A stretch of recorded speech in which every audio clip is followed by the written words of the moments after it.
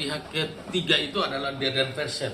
Dedan Verset itu adalah pihak ketiga yang merasa bahwa putusan pengadilan itu merugikan si pihak ketiga ini, makanya dia lakukan gugatan. Karena atas putusan itu dia sangat dirugikan. Nah, saya pikir ini kesempatan untuk Atalarik. Jadi kalau misalnya gugatannya itu dikabulkan, ada kesempatan buat Atalarik dia kembali menguasai aset tersebut. Saya sudah koordinasi dengan tim lawyer yang lain bersama Atalarik juga sendiri.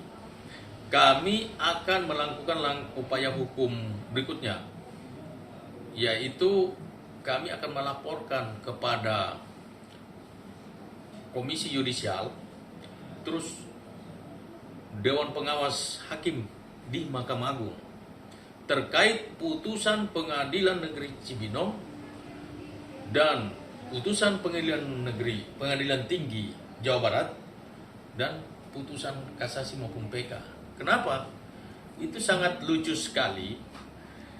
2 sertifikat yang dibatalkan seluas 2000 meter lebih, yang dieksekusi 5000 meter lebih. Terus di putusan yang lain diminta serahkan 7000 meter persegi. Ini kan berbeda-beda.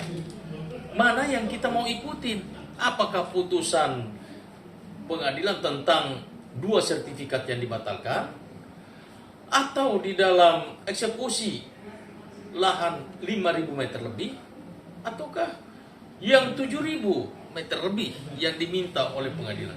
Jadi sangat lucu putusan ini. Kalau 2000 meter yang dibatalkan, harusnya 2000 meter yang disita. Kok ini 5000 yang disita? Tetapi di permintaan yang lain, di putusan yang lain, diminta diserahkan 7000 meter lebih.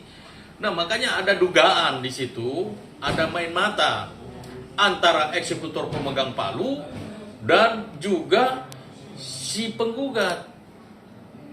Itu dia. Jadi kami akan melaporkan ke Dewan Pengawas Mahkamah Agung dan juga Komisi Yudisial. Kami minta supaya putusan pengadilan ini dieksaminasi. Hakim-hakim ini harus dieksaminasi.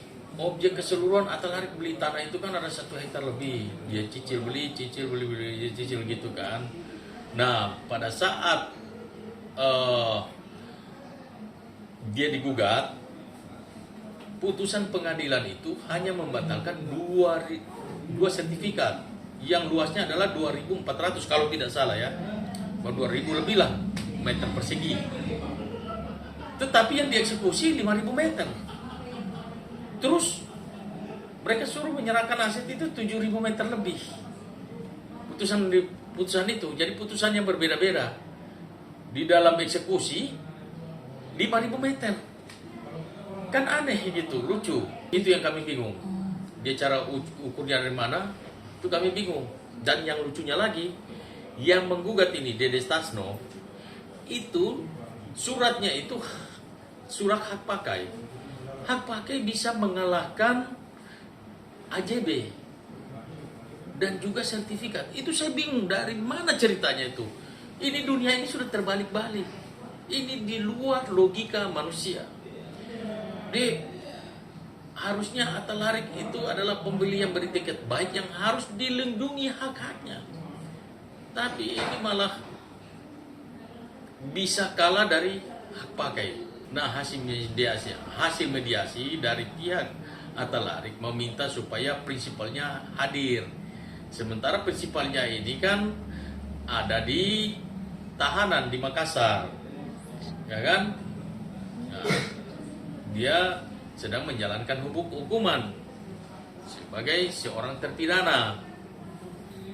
Nah, kita lihat rekam jejak orang ini jelek kayak begini, kok bisa dimenangkan di pengadilan? Saya juga bingung juga. Seorang narapidana bisa dimenangkan dengan mempunyai surat cuma hak pakai. Itu masalahnya. Makanya ada dugaan main mata antara eksekutor atau decision maker, pemegang palu, dengan Dede Tasno dan para pihak. Kalau menurut kami ya ada kesalahan eksekusi, karena sertifikat yang dibatalkan kan cuma 2.400 meter. Kenapa 5.000 yang dieksekusi? Mereka ukur dari mana? Ceritanya negara juga. Kami nggak ngerti juga. Makanya selain nanti kami minta dieksaminasi putusan ini, tetapi kami juga mau minta supaya kami akan melaporkan ke Polda Jawa Barat juga, kami akan laporkan pidananya gitu. Atta Larik, saya sudah besarkan hati dia, dan dia sekarang sudah move on lagi sejak pasca tanahnya waktu dieksekusi itu dia memang agak sedikit down, tapi setelah dia ketemu saya dengan Bang Fauka ini beliau dari mantan, beliau dekat beliau adalah orang dekatnya Pak Prabowo, Pak Presiden. Nah, beliau juga mendukung ini. Kenapa beliau mendukung? Karena beliau mendukung programnya Presiden, yaitu memberantas atau membasmi mafia tanah. Jadi beliau ex-Tim Mawar, orang dekatnya Pak Presiden juga, Pak Prabowo Subianto. Nah, beliau mau terlibat langsung karena apa? Karena ikut mau memberantas mafia-mafia tanah ini. Makanya kebetulan Atta Larik juga dekat dengan beliau, jadi dia minta tolong beliau. Jadi makanya saya kerjasama bersama-sama dengan beliau untuk ya kita ikut, dia mau ikut juga membasmi para mafia tanah. PN Cibinong mengeksekusi tanah itu memang penuh dengan kejanggalan. Kenapa? Itu kan harusnya setelah unmoney itu kan surat pemberitahuan, teguran ke dia bahwa dalam jangka waktu sekian dia harus keluar lolos segala macam. Oke, setelah itu ada yang namanya rapat koordinasi. Atta Larik harus dipanggil dulu dari pihak yang mau mengeksekusi, mereka rapat koordinasi bersama-sama, ada di pengadilan, dipanggil oleh pengadilan Cibinong, nanti ada polisi, ada tentara, Kodim atau Polres yang mereka minta bantuan, di situ bersama dulu, baru ada waktu yang sudah ditentukan tanggal berapa di ini. Tapi ini tiba-tiba dadakan datang langsung main eksekusi aja gitu. Terus eksekusi juga sembarangan, mereka bingung mana objeknya yang mau dieksekusi.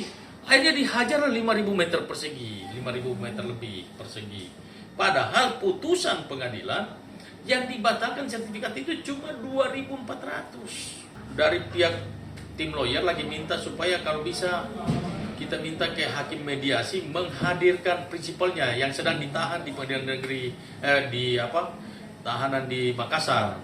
Nah, hakim tadinya kan bilang dia udah meninggal, Toto bilang kemarin sidang hidup lagi, bangkit lagi dia. Mereka baru gali dia dari dalam kubur, makanya baru bangkit lagi. Harapan saya besok-besok jangan lagi ada mafia tanah model seperti ini, dan tolonglah para hakim, Anda ini harus bertanggung jawab bukan saja kepada negara Republik Indonesia, tetapi terutama Anda ini pasti mati, pasti meninggal, ya, kembali ke rahmatullah, ya, bertanggung jawab kepada Tuhan. Ingat itu, kamu punya istri anak, jangan menjulimi hak-hak orang, ya.